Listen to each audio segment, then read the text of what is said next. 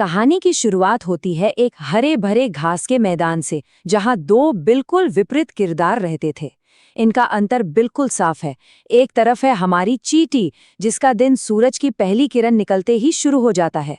वो दूर खेतों से भरी गेहूं के दाने अपने सर पर उठाकर अपना संतुलन बनाते हुए घर लाती है, बिना थके बिना रुके, बस कड़ी मेहनत। और वहीं दूसरी तरफ है हमारा टिड्डा। उसका पूरा दिन छांव में आराम करने और गाने गाने में निकल जाता है। भविष्य की उसे बिल्कुल कोई फिक्र नहीं। दोनों के क्रियाकलाप का ये अंतर वाकई ध्यान देने लायक है। अब इस टिड्डे की मानसिकता को समझने के लिए हमें आलस्य को ठीक से समझना होगा। आलस्य आखिर है क्या? ये सिर्फ आराम करना नहीं है, बल्कि ये वर्तमान में आराम से जीने और भविष्य की जिम्मेदारियों को पूरी तरह अनदेखा करने का नाम है। और हैरानी की बात तो देखिए, टिड्डा अपने आलस्य में इतना डूबा था कि उसे दिन भर काम करने वाली उन बेचारी चींटियों पर दया आती थी। उसे लगता था कि ये चींटियां तो बेकार में ही इतनी मेहनत कर रही हैं। यहाँ से कड़ी मेहनत और मजे का एक सीधा टकराव शुरू होता है।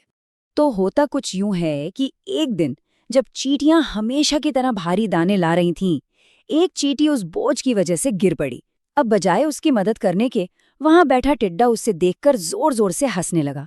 उसने ताना मारते हुए कहा, तुम इतनी मेहनत क्यों करती हो प्यारी चींटी? थोड़ा आराम कर लो और मेरा गाना सुनो। इतनी गर्मी है, दिन कितना बड़ा है, तुम क्यों बोझ उठाने में अपना वक्त गंवा रही हो? उसका ये ताना साफ दिखाता है कि वो उस पल के आराम में कितना अंधा हो चुका था। पर चींटी ने भी एक बेहद सटीक जवाब दिया। उसने टिड्डे की इन बातों को अनसुना किया, मुड़कर देखा और बोली, मैं आने वाले बारिश के मौसम के लिए खाना इकट्ठा कर रही हूँ और तुम्हें भी बिल्कुल ऐसा ही करना चाहिए।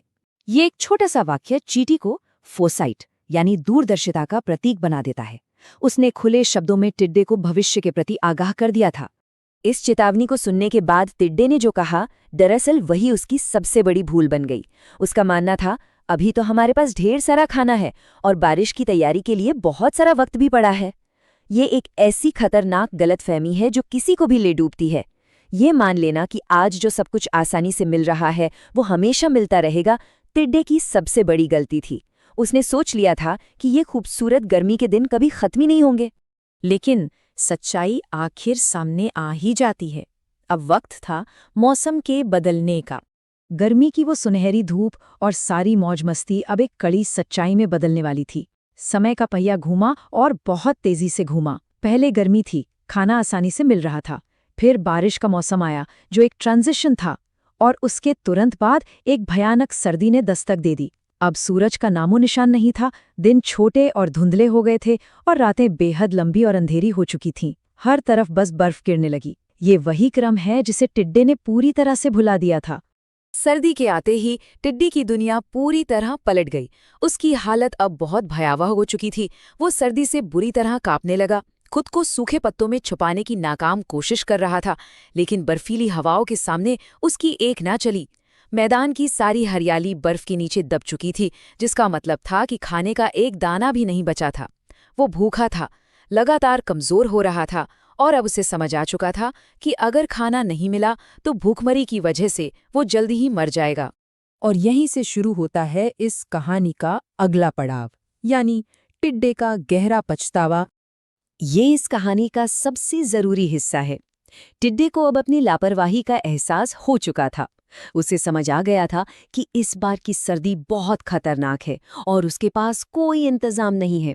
मजबूरी में आकर वो कुछ इस तरह के कदम उठाता है। सबसे पहले वो देखता है कि चींटियां अपने इकट्ठा किए हुए खाने का आराम से घर में आनंद ले रही हैं। उसे खुद पर बेहद शर्म आती है, पर भूख से मजबूर होकर वो उनके दरवाजे तक जाता है।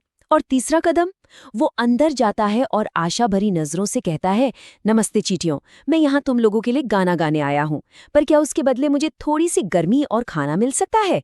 ये उसकी जान बचाने का आखिरी और बेहद डेस्परेट प्रयास था। पर चींटियों का रिएक्शन बिल्कुल वैसा नहीं था जैसा टिड्डे ने सोचा था। एक चींटी ने बड़ी हैरानी से पूछा, तुमने सर्दी के लिए कोई इंतजाम ही नहीं किया? तो गर्मियों के उन लंबे दिनों में आखिर तुम कर क्या रहे थे?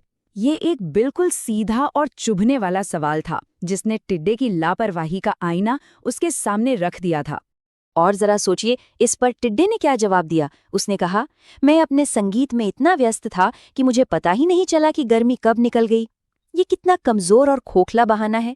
ये साफ दिखाता है कि कैसे एक छोटी सी डिस्ट्रैक्शन या सिर्फ वर्तमान के मजे में खोए रहना आपके पूरे अस्तित्व को ही संकट में डाल सकता है। यहाँ सबसे महत्वपूर्ण बात यह है कि इस सब के बाद चींटियों का अंतिम निर्णय क्या रहा। चींटियों ने उसकी तरफ देखा और खास तौर पर उस चींटी ने जिस पर टिड्डे ने ताना मारा था, मुड़कर सपाट शब्दों में कहा, पूरी गर्मी जब मैं काम कर रही थी तब तुमने मेरा मजाक उड़ाया।